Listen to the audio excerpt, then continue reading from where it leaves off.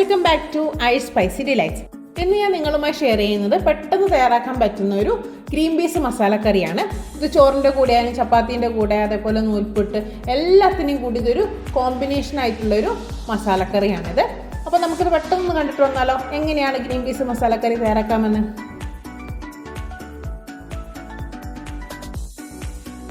Green peas മസാലക്കറി തയ്യാറാക്കാൻ വേണ്ടി ഞാനിവിടെ ഓൾറെഡി സോക്ക് ചെയ്ത് വെച്ചിട്ടുള്ള ഗ്രീൻ പീസാണിത്.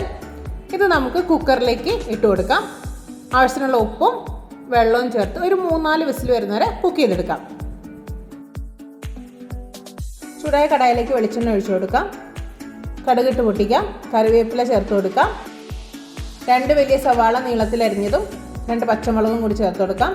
ആവശ്യത്തിനുള്ള ഉപ്പും കൂടി ചേർത്ത് ഇത് നന്നായി സോഫ്റ്റ് ആവുന്ന വരെ ഒന്ന് വഴറ്റിയെടുക്കാം. ഇനി ഇതിലേക്ക് 1 ടേബിൾ സ്പൂൺ മല്ലിപ്പൊടി, 1 ടീസ്പൂൺ മുളക് പൊടി, 1/2 ടീസ്പൂൺ മഞ്ഞൾപ്പൊടി, 1/2 ടീസ്പൂൺ ഗരം മസാലയും കൂടി ചേർത്ത് പച്ചമണം മാറുന്ന വരെ ഒന്ന് വഴറ്റിയെടുക്കാം.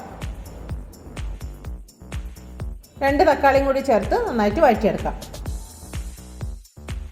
ഇനി നമുക്കിതിലേക്ക് ഓൾറെഡി കുക്ക് ചെയ്ത് വെച്ചിട്ടുള്ള ഗ്രീൻ പീസ് ചേർത്ത് കൊടുക്കാം. എല്ലാം ഒന്ന് നന്നായി യോജിപ്പിച്ചെടുക്കാം.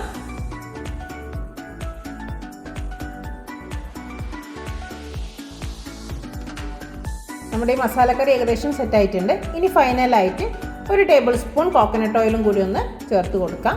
നമ്മുടെ കറി ഇവിടെ റെഡി ആയിട്ടുണ്ട്. വളരെ ഈസിയായി തയ്യാറാക്കാൻ പറ്റുന്ന ഒരു മസാലക്കറിയാണിത്, ഗ്രീൻ പീസ് മസാലക്കറി. ചോറിൻ്റെ കൂടിയും ചപ്പാത്തിൻ്റെ കൂടിയും പൂരി, പുട്ട് എല്ലാത്തിനും കൂടി ഒരു പെർഫെക്റ്റ് കോമ്പിനേഷനാണ് ഈ ഒരു ഗ്രീൻ പീസ് മസാലക്കറി. എല്ലാവരും ഇതൊന്ന് ട്രൈ ചെയ്ത് നോക്കുക. ട്രൈ ചെയ്ത് നോക്കിയതിന് ശേഷം നിങ്ങളുടെ ഫീഡ്ബാക്കും കൂടി ഒന്ന് അറിയിക്കണം കേട്ടോ. വീഡിയോ ഇഷ്ടമായാൽ ലൈക്ക് ചെയ്യാനും അതുപോലെ മാക്സിമം ഷെയർ ചെയ്ത് സപ്പോർട്ട് ചെയ്യണേ. എൻ്റെ ചാനൽ ആദ്യമായി കാണുന്നവരാണെങ്കിൽ ഇതുപോലത്തെ ഈസി പീസി റെസിപ്പികൾ കിട്ടാൻ എൻ്റെ ചാനലൊന്ന് സബ്സ്ക്രൈബ് ചെയ്തോളൂ. അടുത്തൊരു വീഡിയോയിൽ പുതിയൊരു അടിപൊളി റെസിപ്പിയുമായി നമുക്ക് വീണ്ടും കാണാം. ബൈ.